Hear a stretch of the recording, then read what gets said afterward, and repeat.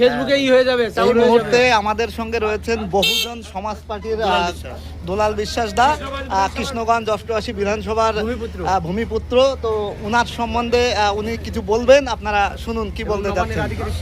সবচেয়ে প্রথম আমার হচ্ছে সমাজ ব্যবস্থাটা, শিক্ষা, এটাই আমাদের মানে জাগ্রত না করলে আমরা তো কোনোদিন এগোতে পারবো না। আমরা 85% লোক আমাদের হয়ে আমরা কেন লোকের কাছে ভিক্ষা চাইব? আমরা ভিক্ষা দেবো, আমরা ভিক্ষা চাইবো না।